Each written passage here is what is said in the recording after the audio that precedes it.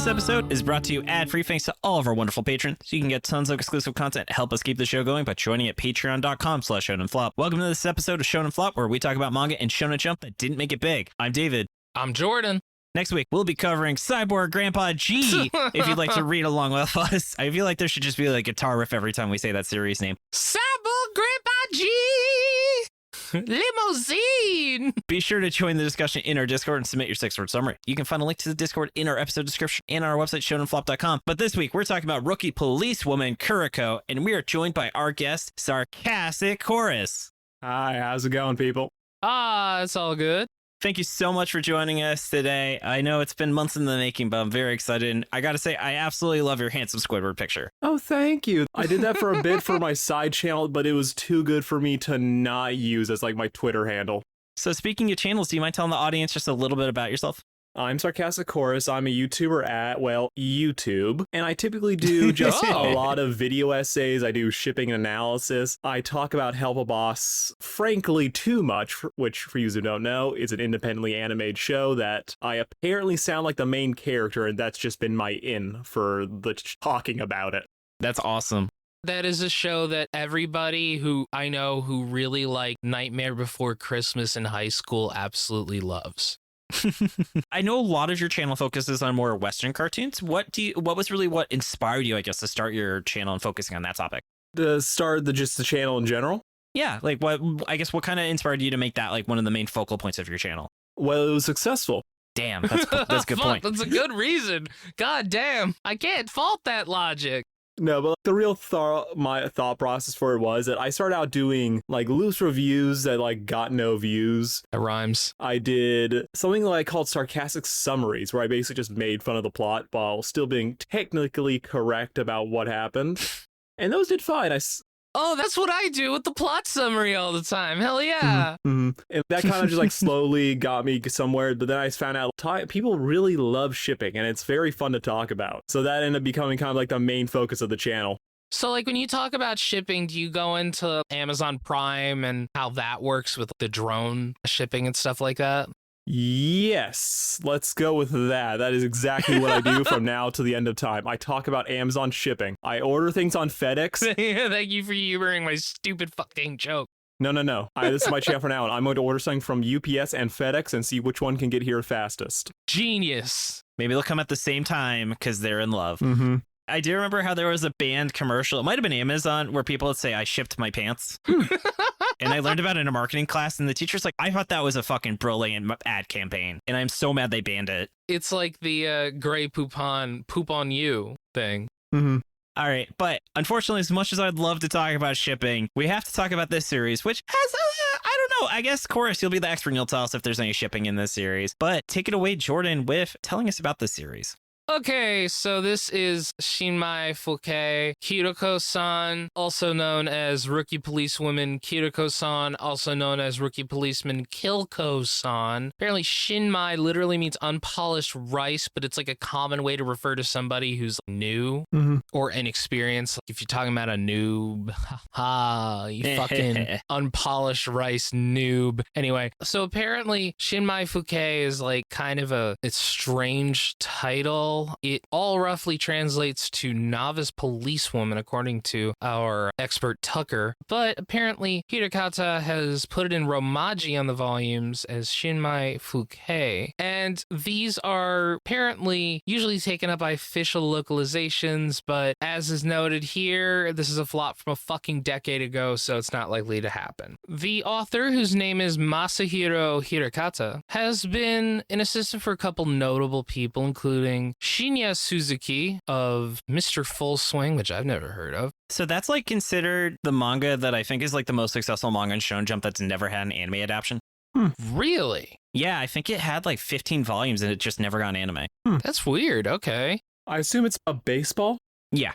Well, you never know with these titles, but he's also been an assistant for Koji Uishi of Itamaru Dashi. These are things that I've also never heard of. And Suichi Aso of The Disastrous Life of Saiki K, which I've also never heard of. I've heard of that one, actually. Oh, hey. But I don't think I ever read it. Now, we're talking about people that Hirakata had as assistants, and I've heard of a couple of these people, David. Daijiro Nonoe of The Last Seiyuki, which is an episode of our podcast that you can listen to, and Yusuke Shibata of Zip Man, which was our first episode, actually. Hell yeah. Yeah, as well as Toshitomo Uotake of Mogusa-san, which I don't know. This guy's other works include She's Back, Rookie Policewoman Kiruko-san. So apparently they straight up just brought this character back for 4 chapters in 2014 through a short-lived mobile service. And this was fronted by Kiruko-san. So apparently this character became a little bit of an internet phenomenon when the first chapter appeared. We're talking about lots of fan art, lots of porn. Yeah. This author also made something called Best Blue in 2015, which is actually a swimming manga that attempted to ride on the wave of free, but it only lasted for 3 volumes. Aww. He also made Machikoro Match Plus, which is apparently a tie-in to a popular tabletop game called Machikoro. It is actually a full-color series about a small guy accidentally becoming mayor and forming a harem. Okay. Yeah, that sounds on track from what we saw. Oh, yeah, I'm not surprised to see that at all, actually. And at last, this guy made what is apparently his most successful series, Debby the Corsifa is Emulous. Okay. That's a series of words. Yeah, that's been going since 2020. I was like trying to think of how to shorten this plot summary that MaxyBee handed me, and I was like, you just got to read the whole thing. All right, I'll read the whole thing. Debby is a bloodthirsty and busty demon who travels to the human world to seek a suitable opponent after finding her own world lacking. She finds Rokuro Sugo, a bored human who just wants someone to play video games with. Chaos ensues as it turns out the almighty Debby is rubbish at games and a sore loser to boot. Can you tell that the person who wrote this is British? And Debby swears to keep playing whatever games Sugo devises until she stands victorious. I was going to be honest, you could have stopped at Demon Girl wants defeat, goes to Otherworld. You could have stopped right there and I could have predicted the rest of that plot. I just needed to have added the video games. You could have stopped right at that half and I immediately would have guessed the rest of the generic ass plot that was going to come afterwards. What if I tell you it's apparently only about traditional games and video games show up very rarely? That would have surprised me. Apparently, emulous is a real word that means seeking to emulate or imitate someone or something. Interesting. Let me look up Corsifa, because what the fuck is that? Oh, isn't that online learning program? I look up Corsifa and it just brings me to the Wikipedia article for this manga. So I don't know what that means. Well, there you go. Yeah, we're not talking about that shit today. How long did it run for, my guy? We're talking about Rookie Policewoman Kiruko, and this ran from November 19th, 2012 to May 20th, 2013. It replaced Reborn, which was a huge hit, and the series that replaced this was Smokey BB by Kenta Komamiya and Yuya Kawada, which only went for 2 volumes. That's a fucking flop. The series that started at the same time as it was Food Wars, which not a flop at all. Fucking Food Wars. And Hungry Joker, which is an episode of our podcast, so clearly it did not go well. That was episode 15, actually. This is the creator of Black Clover. Familiar with that one at all, Chorus? Yeah, I love Black Clover. Oh, it's not as good as Black Clover. Kind of assumed. It's very bad, actually, believe it or not. Went for 3 volumes, probably not great. But this series ran for 25 chapters and got 3 volumes. Apparently 24 of those chapters were in Weekly Shonen Jump, but let's get into the goddamn plot and we'll talk about what this fucking series actually is. Hell yeah. Take it away, Jordan.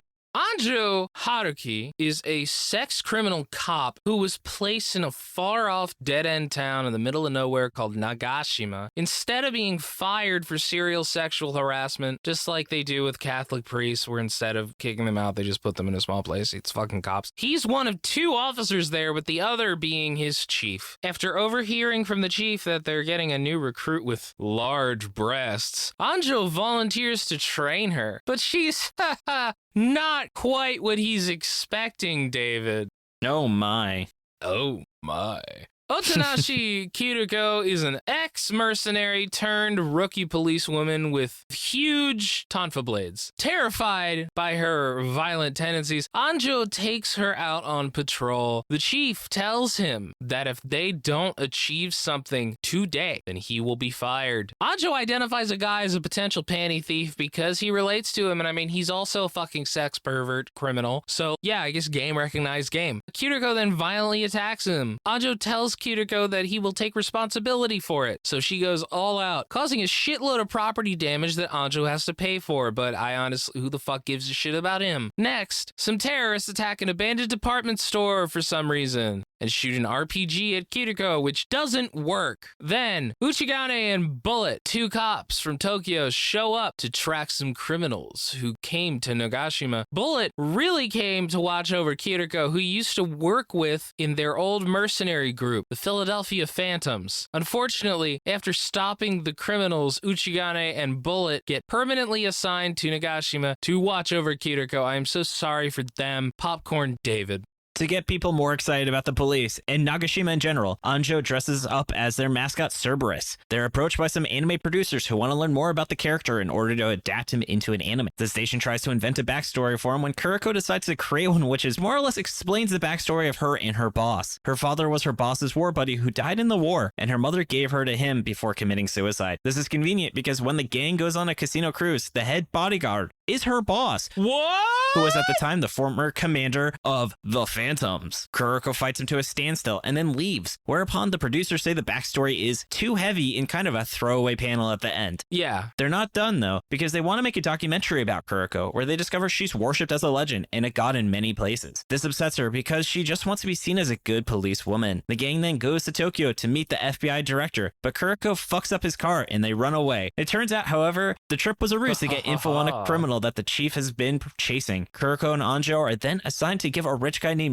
John Smith and his young bodyguard twins Ray and May a tour of Nagashima. Popcorn Chorus. Afterwards, the chief reveals that John is the criminal he's been tracking, but he's protected by the damn corrupt police force. Goddamn cops! Police corruption? What?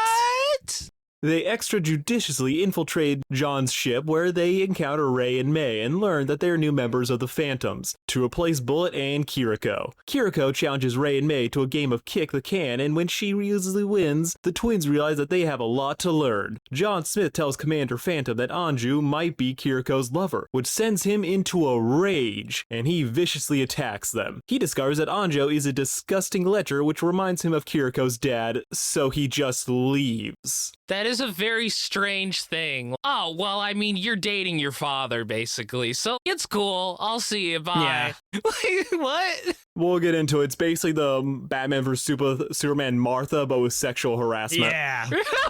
Yes.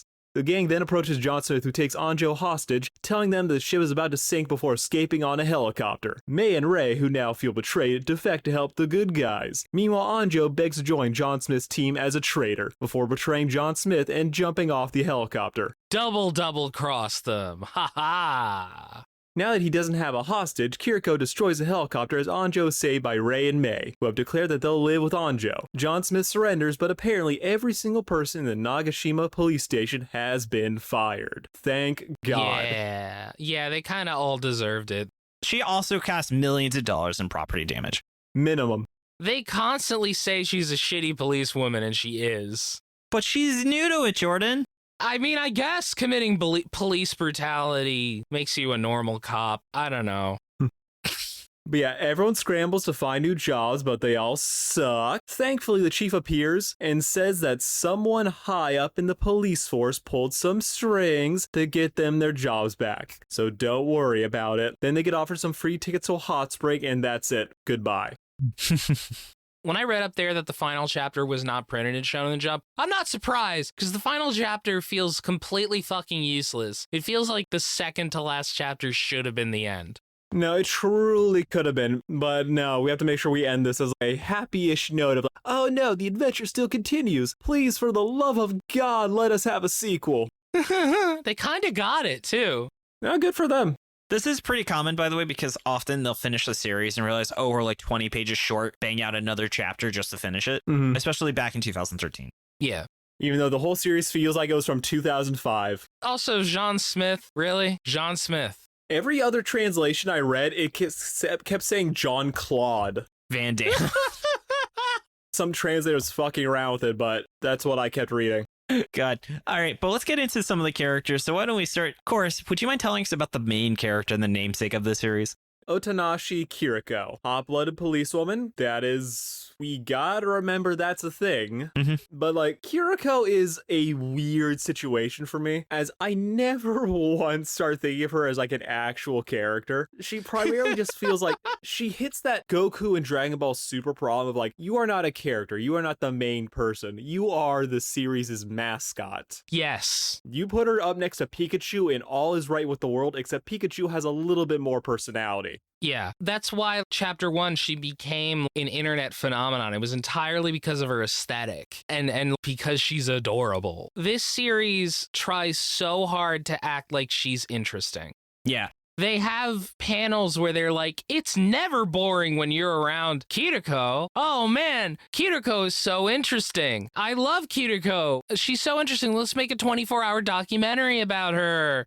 Let's make her an actual literal mascot for the town as we try to sell rice to keep us afloat. Here's a Kiruko outfit, like a costume. I mean, like, this is legitimately, like, we've talked about the Pucci effect, kind of half joking. This is literally if Homer had got what he wanted. Yeah, this feels like it would, like, I can't tell if this is like bad meta or good meta, where it has like, okay, she's the mascot, not just in this show, but also like in story. And not only that, we have a story about someone making an anime about a mascot that should absolutely happen. Oh, there's a documentary where people get to learn all about this character. I'm just sitting here like, man, sir, I learned her entire scope of her like potential in the first week chapter. You're not going to be convincing me of anything by having her like do all this other shit.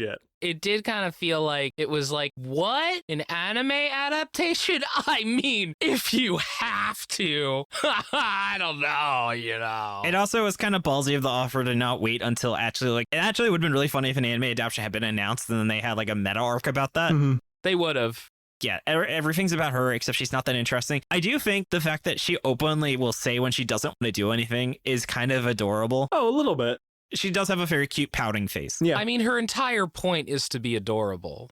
And also strong. Because, man, that's so unique in manga. Could you imagine a character who's adorable and strong? It's not like David has ever talked about reading a manga like that by Akira Toriyama called Dr. Slump.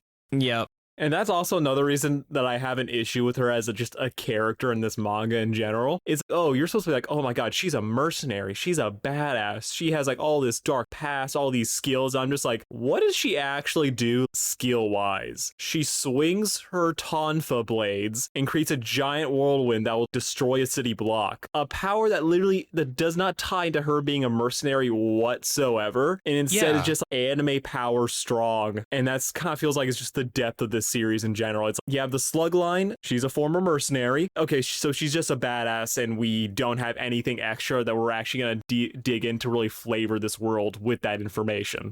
I think that's a great discussion point for when we start really talking about the negatives, but let's get through the characters real quick. So Jordan. Well, hold on real quick, because I want to also point out she is not just a member of the Phantom, oops, almost said Phantom Troop. That's something completely different. She's not just a member of the Phantoms, she was their leader. So it's like, where does your fucking leadership or confidence go, Kiruko? What the fuck? Anyway, yeah, we can talk about that later.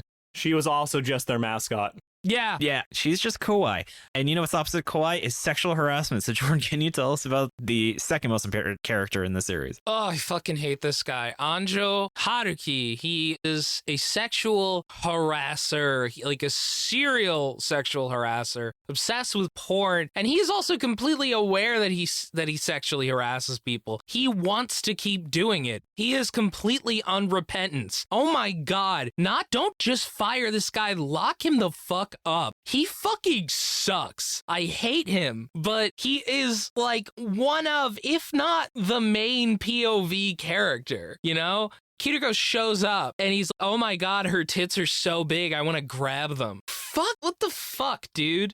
I actually took a screenshot of the exact moment where it first happened. This is one of the first things we see about him.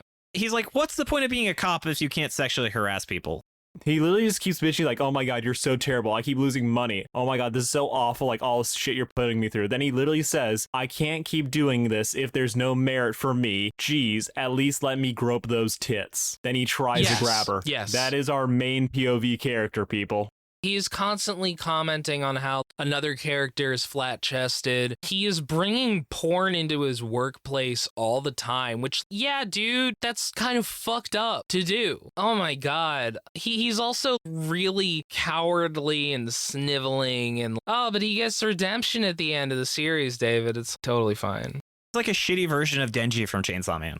No. He's a shitty version of Konosuba, the main guy from there. Oh, I do love Konosuba. That's a good point. That's a good observation, too. All right. But you know who is actually a good character in the series? Yeah. The chief of police. So let me talk to you about... The chief's pretty good. Tsutsi, where he just doesn't give a fuck about anything, except for the fact that Loki is also actually an extremely resourceful and intelligent police officer when chasing down these very, very powerful criminals. Which only happens off screen, mind you. Yeah. Pretty much. Apparently, this entire series has been like fourth dimensional chess by Tsutsui to catch Jean Smith. Instead of the other people who were unwillingly moved to this middle of nowhere dead end town, he purposefully wanted to go there because he knew that Jean wanted to turn it into a headquarters for bad guys. And yeah, apparently he's just been doing a ton of more interesting police work off screen this whole time. Yeah, why show the interesting parts of this series? Right. Oh, man. And then I guess we can talk about, just for a second, of course, can you tell us a bit about Chucky and Bullet?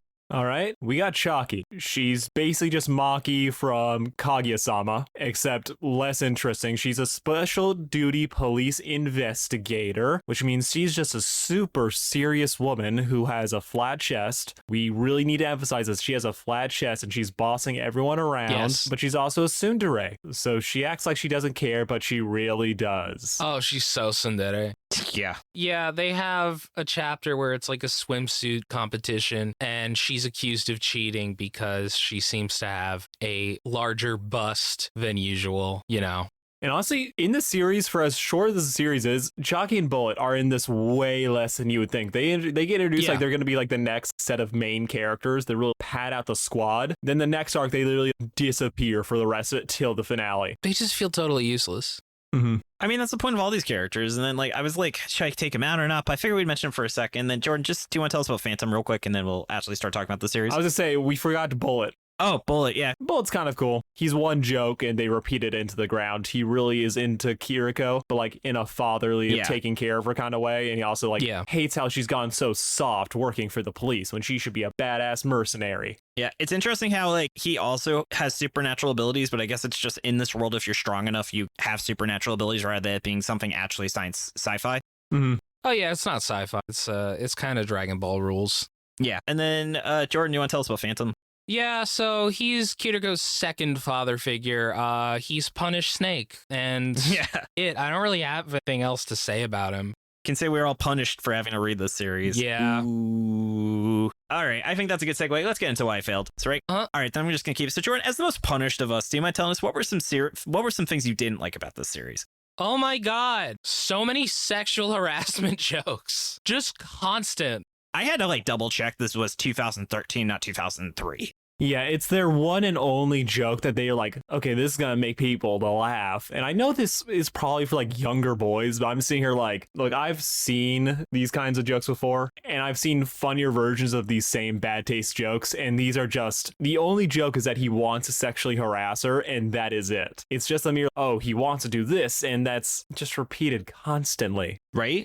In the chibi, I kind of thought that this series was smarter than it was letting on because Anjo was so unlikable. But no, this series is just bad at making him likable. He just sucks. And it kind of expects you to find him lovable. Well, the problem with this series is that it wants to be a comedy first over everything else. So basically, he's supposed to be like, oh, he's the squirmy kind of low-life character. Oh, he's so cowardly. He's such not a bad boy, but he's so pathetic kind of deal. And that's supposed to like be comedy. And I'm just sitting here like, no, he just kind of sucks. Yeah, I mean, the series like tries to present itself as like a gag series, but it doesn't. It wants you to think it's a gag series, but it doesn't actually put any effort into trying to be a gag series. So it just feels very like everything just feels like a colossal waste of time. Completely. It kind of feels like this series is like trying to make a point, but it never actually makes a point. Well, just because it's got so much fucking text. Like, I think the series has added, like, it was actually kind of funny when it's doing, like, the physical comedy, but you have to read an immense amount of text, which,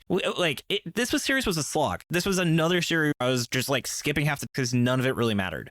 Also, like, the problem with the visual is that the art sucks and is kind of hard to distinguish. It's kind of hard to distinguish what the fuck is happening sometimes. I don't think the art sucks, but I do believe that there's like nothing special about it. There's some like, when they do the action shots, like, okay, that kind of looks like a cool double spread panel. Then I'm like, everything else, so it's like surface level, surface level, surface level. There's nothing for me to like latch onto, but it's like not awful, but there's nothing, it doesn't have that sauce. It's the definition of mid. I agree. I was like, this art is inoffensive, but I will not remember this art.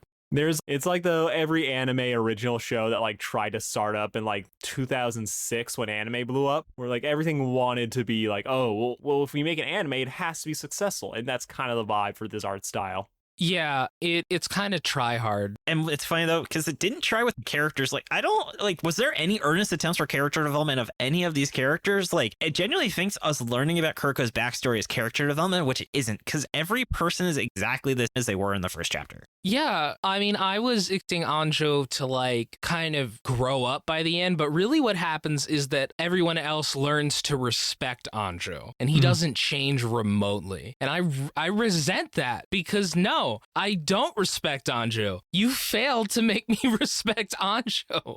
Yeah, it's just, for why this series failed, I feel like it is just a case of it really doesn't have anything going for it. Yeah. I mentally checked out, and I am completely honest about this, in the first 2 pages. And this is how it happens. Fair decision. This is how, the first page, literally it is like, oh my god, it's Anjo running to the scene of crime. Oh, how could they let a former mercenary join the police force? This is awful. This is terrible. All my superiors say this is a good idea, but I know for certain. Turns the page, it's gonna be a disaster. And it's like Kiruko surrounded by like broken up and beaten bodies. The art's not great, but it's like, oh, this is supposed to be like the dangerous situation. This is what's gonna happen. I'm just sitting here, it's like, okay, so I now know the complete joke and breadth of this series. You're like, oh my god, this person strong. Oh my god, something bad and dangerous is gonna happen. I'm just like, so that's it. That's the one bitchy that you have. Could you imagine if a cop was violent? That's so funny. Never could have imagined that. So funny. Yeah, and also to add on to my final thought about that was just that there's no hook to the series, basically, in its opening pages, where they literally present to you as, here's the thing, someone could be dangerous. This could be a bad, what's gonna happen? Then it's like, oh, danger's gonna happen, and I now know the exact answer of what's the rest of the series is gonna be about. I have the answer. Yeah. I have no fucking reason to keep reading unless I'm attached to the shenanigans and the actual fights, which there are basically none of. Yeah. I put in my notes, and something I'm thinking more about series is this series just doesn't have a thesis. Like, if it wanted to be a gag manga, that's fine if it didn't, and a lot of good manga don't, but this one is set up and structured like it was trying to build up to something, like have some overarching arc or have a purpose to the series, and since it never develops that, that's kind of why it feels like it's literally treading water for every single thing about it. Well, I'm not convinced that it ever was trying to build to a point. Oh, that's what I'm saying. It had nothing it was trying to. Like, it doesn't ever say this is what we're trying to do with this series. So it just literally durdles. No. What it feels like is that it was like treading water. Learned that it was going to get canceled. Then it rushed to the ending trying to say like, oh, no. Kiruko's backstory. Oh, no, the guy, the dad. And they tried to struggle and retcon what happened before, which was just shenanigans, to actually be building up to something. And it really was just like, eh. It seems like they tried to shoehorn in a romance subplot between Kiruko and Anjo, which had not been there before, and I really did not like the idea of them introducing. Well, to its credit, it's literally just, oh, fuck, she's not annoying. I kind of like her. But to its credit, at least it is literally just like the one page towards the end. I'm just like, at least they didn't stretch this bullshit out to be the rest of the series where he is awful. Yeah, we also supposed to be like, treat like a sincere romance. Oh, yeah. Yeah, I will say, by the way, for the interest of time, I think we do need to move on. Oh man, yeah. Basically, why did this series fail? It's bland as fuck. It's mid. Basically. Yeah, it does have some good points, though. So let's get into what it did well. I'll kick this section off by saying I think what is the low-hanging fruit is that I do think Kiruko has a very fun character design. And I think, that's about it. Is just she does have a fun design. I see why there's so much fan art of her. Yeah. I think it's fine. I think the blades look weird. They are very weird. And it's fine. That's fair. They seem to change constantly. I can't really get a feel for what they're supposed to look like sometimes. I don't know. And she has large breasts. That's cool. It's just like an eye patch, large breasts, and green hair, apparently, and blades. Mm-hmm. I feel like it never occurs to me that she has an eye patch because her hair covers it the entire time. Yeah. And then it's like based on her backstory, it seems like she was born with one eye. Yeah. I thought she was going to have like a super power eye or something, but her dad had one eye too. So it's like seems to imply it's hereditary. Yeah, overall, I feel like this series, what it does bad, like the sexual harassment stuff, just the general writing of the characters, some of it is just, here's a fucked up part. For as much as like this annoys me in like the era of like post Me Too that we have to look at this, like think it's comedy, the whole show as a whole, it's just not even worth getting mad about. It just exists. Yeah. There's 1,000 other series that are just like this. And I feel like nothing that it does is particularly egregious, but none of it is also inspiring or makes me want to read on, so I just like want to set it down. The worst thing you can say about any of it, or the best thing you can say about any of it, is just it's serviceable. Which I actually think it's commendable actually for a manga about a cop to be inoffensive. That's not good enough for me. I didn't say it was a good series. I'm just saying it is impressive that it is bland instead of being offensive. This was not that great a series. You know what? When it comes to art, being bland is worse than being bad. This is true. I will also say I love how they get arrested at the end of the series. I really wish that had just been how it ended. That would have been honestly hilarious. Oh, actually, maybe segue. So why don't we go into where it could have gone on that note? Yeah. So, Chorus, continuing that train of thought, what is something you would have revised about this series to have maybe made it a success? Honestly, for me, like I talked about earlier, Kiruko's abilities are based just, oh, I'm super strong, just in a generic, like, oh, she hits hard kind of way. I think this series could actually serve a lot better by taking a page out, like, from Sakamoto days. Like, we actually see the technical skills that make her actually dangerous, actually make those mercenary abilities, like, a lot more present. And that just adds a lot more flavor into, like, who she is, instead of this generic, oh, cute girl, dangerous past, wants to do cute girl cop things. This show is desperately in need of more of a personality, and just any big swing would have been an improvement. I think that, so it implies earlier that she was like this really intelligent commander. We don't see any of that in the series. I think it would have been interesting if she was kind of trying to hide that side of her. It was there and then it came out sometimes, and she was like trying really hard to be this cute little policewoman, which isn't really her natural state, which that would have given her more character. It would have given some kind of conflict inside of her, but it's not there. She's just bland as fuck. She's powerful, but cute and demure. Isn't that interesting?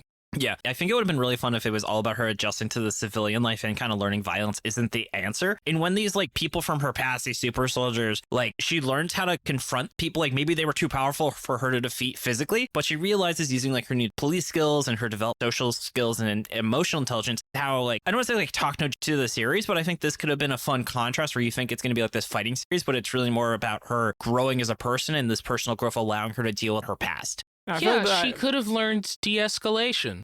I feel like you also touched upon like what might also be like a sweetness of the series is that this series, for as much as it wants to be like, oh my, Kiruko wants to be like, oh, I want to be like a normal policewoman who does good things. The series, its entire point is to focus on how abnormal she is. About, oh yeah, she's so extreme. Like the whole point of what we're supposed to enjoy is her skills and shit like that, when that's kind of not what she wants to be. I feel like if they could have dug more into that, we might have had a more interesting series rather than just a gag manga with no gags.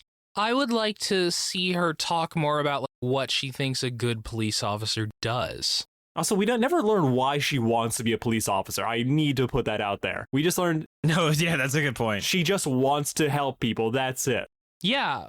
You can help someone without being a police officer. Maybe there was some event where she was saved by a police officer. I don't know. Maybe there was something where she realized that, I kind of hate being like a mercenary who helps like the bad side sometimes. I don't know.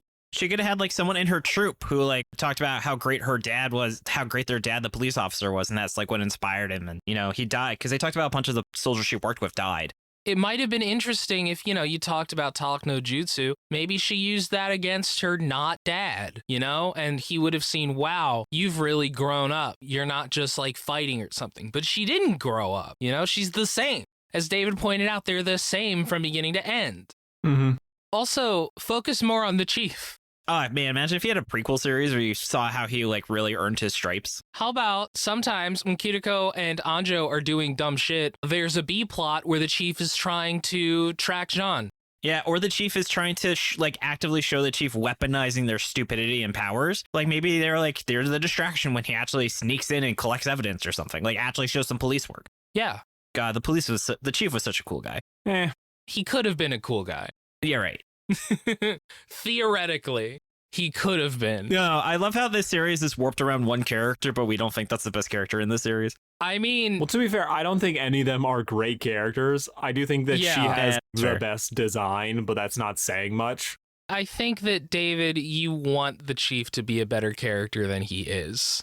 I just wanted something to really latch onto as a positive in this series. And you've invented more of a personality for the chief than he is given in the manga. I am sorry. You're right. His in-universe personality is just like, oh, I'm going to trick Anjo to take care of this girl by making sure that I announce that the new recruit has big tits, knowing that he'll volunteer to take care of her so I don't have to. Yeah. If you're not introducing the B plot, I would have rather it be like the chief is constantly trying to get Anjo fired, that's what I kind of thought from the first chapter, but that's actually not what it seems to be. By the way, I really would have rather this series ended with them not getting rehired. Oh yeah, I think that was such a lazy decision. Give us that cop-out ending. They want to keep the door open in case they got picked up again. Yeah, I mean, it's just lazy. Right? The series is just lazy. Yeah. You know what's not lazy is learning about Miscellaneous thoughts and all of MaxyBee's hard work researching this show. So let's dive into that. Yeah. On that, so kicking things off with MaxyBee's thoughts, they have quite a few saying, despite pulling poorly in the magazine and not selling much better, the online audience was noteworthy as we discussed before. There's a ton of fan art, including actually major manga collector creator Bobobo drew fan art for this series. Really? Yeah, since Shueisha was like, whoa, this might be something, that's why it got a sequel that ran on their mobile service, Jump Live. A fun little fact, Kuroko Chapter 9, Hungry Joker Chapter 10, and Food Wars Chapter 8 all had extended page counts, which is why that porno ghost adventure was extra long. What a great use of those pages. I read the book yesterday, and I forgot about the porno ghost. It's useless. It's nothing. It does nothing in this series. Oh, God, we didn't even talk about it. It does canonize the fact that there are ghosts in this universe. We didn't even fucking talk about it because it was so useless. Yep. The character Bullet originates from a series called Double Bullet, a one-shot that plays a significant part in the development of the series, which is fan-translated online, and maybe we'll cover that on Patreon someday. Maybe. You can also see the origins of several other character designs. And then Chapter 59 of that Debby series actually has a crossover Kuroko-san to celebrate both 2 years of that manga running years since Kuroko-san ran. She apparently fits in very well with the cast of that series. Wow. Okay, well... All right. He really, really loved this character design. He fucking loved this character. I mean, the design was apparently a huge hit. I get it. He's, oh man, this is what I did that really grabbed everyone from the beginning. This was my first success. I'm not gonna fucking let this shit go. David, I'm not gonna let this go. I mean, we have seen it before. So, like, the creator Shaman King absolutely was obsessed with Anna's design and kept reusing her in every series he made. So it's not like this is the only time this is happening. Isn't she like 11 in that series and pregnant? In Shaman King, I don't know. I think there's a time skip where she gets pregnant. Yeah. And then I also, by the way, we didn't talk about it, but I know diegetic's not the right word, but I do like how a lot of the cover arts were literally like just like a giant like one-page snapshot into the situation that was going on instead of it being just something random like a lot of manga does. It's a relevant cover art. But they only do that sometimes. I feel like some of those other covers were just like, okay, an event that was happening. It wasn't specifically tied to this, what was going on in the chapter. Yeah. That's fair. And then my last point is, I definitely would say without a doubt, Trigger would have adapted the anime adaptation of this. Oh, God. Yeah. Could you fucking imagine? There's some fan art of Kuroko being drawn in like the panty and stocking art style, and she actually looks really perfect in that. Yeah. I believe it. I mean, it's like she's supposed to be sexy, but the author can't do that. It just winds up looking strange. And then do you guys have any other miscellaneous thoughts? Wow. So the translation I was reading for one chapter called Bullet Barrett, and that kind of blew my mind because now I'm thinking about Final Fantasy VII. Is Barrett actually supposed to be Bullet? Because that makes sense for him because he's got a gun arm. And it's just, I've been thinking about that since I read it. That's all Jordan's going to take away from this series. Yeah, pretty much. How about you, Chorus? Do you have anything? Sorry, it's just this. As you can tell, that this series has really stuck with me. Yeah, no, it's totally fine. Also, you said Shaman King, but I swear to God that the main final villain is a character from there. Or that could just be generic Really? anime pretty boy. He had that vibe that just screamed to me, Shaman King, and I can't exactly place my finger on it. You're talking about Hal, where it's like, ah, man, he's got those bangs kind of, and he's evil, but also really chill. I think so, yeah. I think there's a new guy. They did Shaman King Maze, and there's a new villain that's basically this guy, same rich asshole type, but relax with the bangs. Oh, God. Also, the fact that Shaman King is still going blows my mind. Right? Every time they make a sequel series, Yeah, I mean, he bought the rights to it from Shueisha, so now he can do whatever he wants. yeah, and he keeps making new sequel series and all of them fucking tank, yet they always come back. The Shaman King Maze is getting an anime adaptation. Wow. It only has 30 chapters to its name. I loved Shaman King when I was like 13, but I tried watching that anime revival and it just didn't stick with me. I heard it just has no soul to it, ironically. Ah ha ha! Oh, ironic. Alanis Morissette ironic. All right, but shall we get into final verdict? Sure. Yeah. So, kicking things off from the community when it goes to 6-word summaries, we have from Tucker, only bastards in the police building. MaxyBee, ACAB includes all these cops too. Damn right. Chicken Warlord, penniless privateer punks, perverted podunk precinct. Diego, Kiruko-chan rules, the rest not so much. Dougie 4, we have Hitman Reborn at home, which apparently the community really love that one. That's a good one. Dude rocks, glad they defunded the police manga. Nice. Gray, please stop sexual harassing sweet Kiruko-chan. Lord Anubis, she will live in our hearts. Or 4 action comedy series is a crowd. Meru, all cops, even waifus, are bastards. Hey. Portal Man, who the hell hired these pigs? Resident Warhammer nerd. Police, stars, still not Resident Evil. So, Chorus, just for context, he's tried to tie every 6-word summary in the last like 3 episodes to Resident Evil, which he's done a pretty good job of so far. We did one series called Stars, which is, of course, spelled ST_RS. I hate it. Fabricant 100, whose main character looks like Lady Dimitrescu from Resident Evil 8. And yeah, now this one. Yep. Oh man, from real, these cops should all be fired, and they do actually kind of at the end, but then they get hired again because that's just how it is. Spubby, cute crazy constable cracks criminals craniums. Spike, law and disorder. That's 3 words, but I think it's pretty good. Maybe should I just say it twice? Law and disorder. Law and disorder. Yeah. The Laughing Fool, just 25 chapters from retirement. I like and that. the Yeti, Kawaii, Tana Craze, Kozer, Camouflage's Propaganda. And then Chorus, what was your 6-word summary? It's just Sakamoto days, but worse. Hey. Fuck, that was probably gonna be my recommendation. So I'm glad you're bringing that up. Jordan, how about you? More like Moe Cop and Fondler. Why can't all police be kawaii? So that's my 6-word summary. And then ultimately, Chorus, do you consider the series a flop or not? Yes. I love how you said Would you consider that. this a certified flop? I think so. I mean, this is one of those series I feel like it is the cable TV of manga series, where if it was allowed to go on forever, it would have. But the fact that Shonen Jump is as competitive as it is, I think it's kind of a miracle that this show got as many chapters as it did. Yeah. I agree. You guys remind me of this. Did Red Hood, that series people are hyping up? Yeah. Yeah. Kiriko got more chapters in that series, didn't it?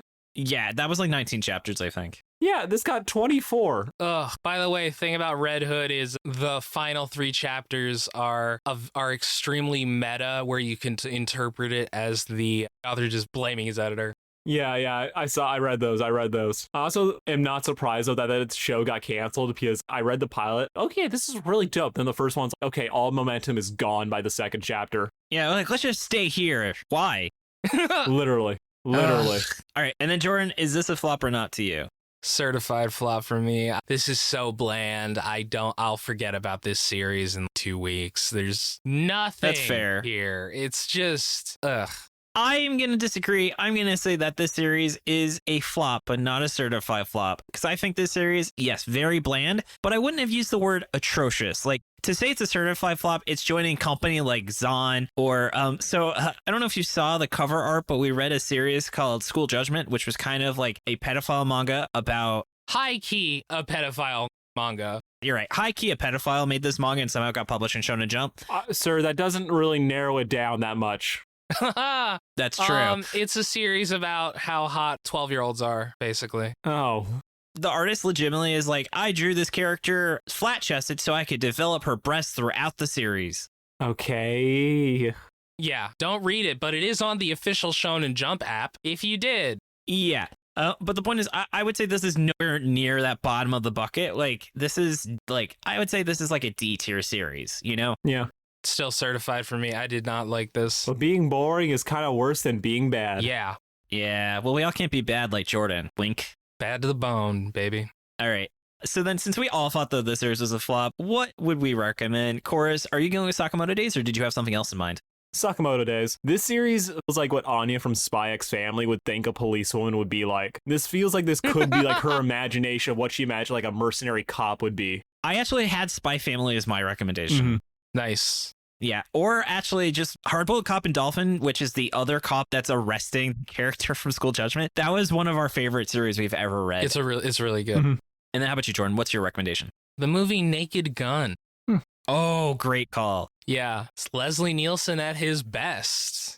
Have you seen Police Squad? No. So Naked Gun is actually an adaptation of the TV show Police Squad. Oh, I've seen parts of that. That rules. That series rules. Yeah, it's where that, like, in this episode, the writer's Finley hidden fetish comes from. Oh. That's where that meme comes, Police Squad. Oh. Yeah, but Jordan, since you thought this was certified flop, is this the worst thing you've ever read? No. All right. Easy discussion. So let's move into shoutouts. Chorus, I want to say thank you so much for joining us today. Can you tell the audience about all of the wonderful things you do? And just since the series sucks, they should definitely not read this, so they should check out your stuff instead. Yeah, I'm Sarcastic Chorus. Just look me up on YouTube. I'm also on Twitter, which I'm trying to use less of lately. And that's kind of about it. Please come check me out. I do a lot of reviews, not specifically anime, but that is something that I'm trying to get more into. Ooh, definitely want to keep an eye out for your anime content. Hell yeah. Mm-hmm. Check them out. I also want to say, Jordan, thank you so much for your hard work on the show, creating the opening and ending theme, and being a great co-host. Thank you, David. Thank you for all the hard work that you do on this show. Oh, no problem. Props to Merliel for the awesome cover art. Find her online at Lyle Mer, and Nigel for being our generous art benefactor. Thanks to Dylan for assistance with editing. You can find his podcast Anime Out of Context at animecontext.com. Thanks to Tucker and MaxyBee for assistance with pronunciation, translation, other miscellaneous research. Find us on Twitter at Shonen Flopcast, on Tumblr at Shonen-Cast, Hey. and our website shonenflop.com. We're also on Spotify, iTunes, YouTube, or wherever else you get your podcast. And come join the Shonen Flop Discord. It's open to everyone. Come hang out with us and find a link to it in the show notes or on our site. And if you've been enjoying the podcast and want to help us keep going, consider subscribing to our Patreon. Have a ton of awesome perks like listening to warm-up audio, deleted scenes, knowing what we're covering in advance, even helping us pick some series that we're going to cover. And you even get bonus episodes. Jordan, what are we dropping in October for our wonderful patrons? Well, before I get into that, David, I would like to say to the listener, if you're going on Tumblr, make sure you check out Shonen-Flop. David said it wrong. I did, didn't I? Yeah, he said Shonen-Cast. Whoops. Yeah, so this month we are covering, what is it, like how to make manga, making manga the Jump way, like some... Yeah, the right way to make Shonen Jump The right manga. way to make Shonen Jump manga with our friend Joey Weiser. Yeah, Joey was actually our guest on the Hardboiled Cop and Dolphin episode, so if you want to get a taste of that before the episode comes out, you can listen to that. Eisner Award winner. Eisner nominated.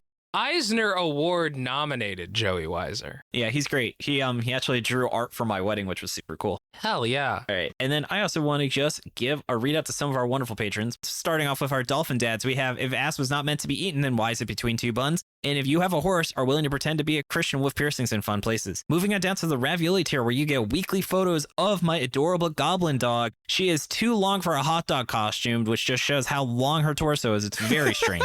We have Chris, Eva, Josh Robinson, Karate Chopsticks, Rachel, my fantastic fiance. I hope she's having a great time getting her nails did, and Trevor Schechner. Moving on down to the King of the Forest, we have 090Z, Bandit Stoof, My girlfriend. Chad, Shelflorine, Jacob Andrew Galloway, Kirbymon, Marty, Max Baker, Not Jeff, T Wolfwood, and you thought it was King Salamander, but it was I Jory. And I also want to give a big thank you to our Galactic Ball Federation officers and our Beast Children. Yes, I love you all very much. And then, Jordan, anything you want to toss in? Oh, yeah. Check out Mission Ignition, my other secret podcast about vampires. Sounds good. All right, let's do our sign off. All right. Thank you so much for joining us. Tune in next Monday as we give our first thoughts on Cyborg Grandpa G. This has been David. This has been Jordan. This has been Sarcastic Chorus. Ooh, using your full name for the ending. I love it. You gotta. And you've been listening to Shonen Flop. Keep on flopping floppers. Yeah. Yeah.